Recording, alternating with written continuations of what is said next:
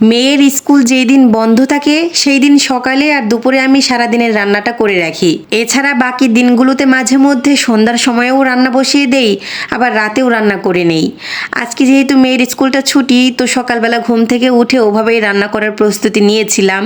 সকালে কয়েকটা রুটি ভেজে নিচ্ছি, সাথে ভেবেছি 2টা ডিম ভেজে নিব, আর গতকালের একটু তরকারি বেঁচে আছে ওটা গরম করে নিব। সকালের নাস্তা শেষ করে কেবল একটু বসেছি, অমনিতে দেখি প্রচণ্ড মাথা ব্যথা শুরু হয়ে গিয়েছে। দুপুরে যে রান্না করব ওটার আর সাহস পাচ্ছি না। কোনো রকমে মানহার বাবার জন্য একটু ভাত আর একটু ডাল রান্না করে বাসা থেকে আবার বেরিয়ে যাচ্ছি মেয়ের কোচিংয়ে।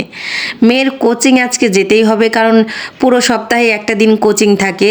অন্যান্য দিনগুলোতে যদি বাসায় রান্না না করে বাসা থেকে বেরিয়ে পড়তাম, তাহলে মানহার বাবা বাসায় ফিরে একবার হলেও বলতো যে আজকে রান্না করনি, যে সময় পাওনি নাকি, অন্য কোনো কাজ ছিল বুঝি। তবে আজকে আর এই কথাটা বলার সুযোগ পাইনি, কারণ আজকে সে বাসায়, সে নিজেই দেখেছে যে ব্যস্ততা শুধু তার একার থাকে না, আমারও থাকে। তো আজকে সে একবারও বলেনি মুখ ফুটে যে আজকে কেন দুপুরে রান্না করে বের হলে না, কারণ জানে যে বিকেলে মেয়ের কোচিং আছে, মেয়েকে কোচিংয়ে নিতে হবে। সে তো আর কোচিংয়ে নিবে না, একদিন গিয়েছিল, এই যে কয়েক মাস যাবৎ কোচিং করছে, এর মাঝে সে শুধু একদিন মেয়েকে নিয়ে কোচিংয়ে গিয়েছিল। যাই হোক, আজকে মানহার বাবার কিছু বাজারও করার ছিল, যেহেতু সাপ্তাহিক ছুটি, তো ভেবেছে যে আজকে বাজার করবে।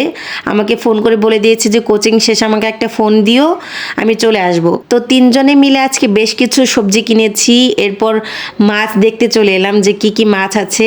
বাসায় অবশ্য রুই মাছ আছে, আমার না বেশ কয়েকদিন যাবৎ আইড় মাছ খেতে ইচ্ছে করছে। তো আমার পছন্দ অনুযায়ী আইড় মাছ নিয়েছি, আর মানহার বাবার পছন্দ অনুযায়ী চিংড়ি মাছ নিয়েছি। বাসায় মুরগির মাংস শেষ হয়ে গিয়েছে, সাথে মুরগির মাংসও নিয়ে নিয়েছি। তো বাসায় ফিরে যাচ্ছি, গিয়েই কিন্তু আবার রান্নাবান্নার কাজে বসে পড়তে হবে। আর একটু পরে মাগরিবের আজান দিয়ে ফেলবে। বাসায় যেহেতু ভাত আর ডাল রান্না করে রেখে এসেছি, গিয়ে যে কোনো একটা মাছের তরকারি রান্না করব, সাথে হচ্ছে একটা ভাজি তৈরি করে নিব।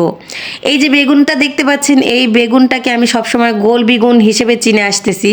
আজকে দোকানদার বলে এটা নাকি তাল বেগুন, মানে তালের মতো দেখতে, এই কারণে এই বেগুনটার নাম দেওয়া হয়েছে তাল বেগুন। সবুজ রঙের যে গোল বেগুনটা আছে ওটাকেও আমি জানি গোল বেগুন, আবার এটাকেও জানি গোল বেগুন। যাই হোক, আজকে থেকে নামটা মনে থাকবে। তো আমি একটা তাল বেগুন নিয়ে নিয়েছি, বেগুনটা সুন্দর করে ভেজে নিচ্ছি। বাসায় এসেই প্রথমে মাছ কেটে বেছে পরিষ্কার করে নিয়েছি, কারণ আইড় মাছ কেটে আনতে পারিনি, ওটা বাসায় এনেই কাটতে হয়েছে। তো ভাবলাম যে আইড় মাছটা আজকে একটু মজা করে রান্না করি, একটু ঝোল করে। একেবারে কম মশলায় কয়েকটা ডাঁটা, অর্ধেকটা বেগুন, সাথে 2টা আলু দিয়ে আইড় মাছের কয়েক পিস ভালোভাবে কষিয়ে মজা করে একদম পাতলা ঝোল রেখে মাছটা রান্না করেছি। সকালে এবং দুপুরে যাই খাওয়া হোক না কেন, রাতের বেলাতে এসে এরকম একটা পাতলা মাছের ঝোলের তরকারি, 1 প্লেট গরম গরম ভাত, সাথে 1 পিস লেবু হলে আর কি লাগে।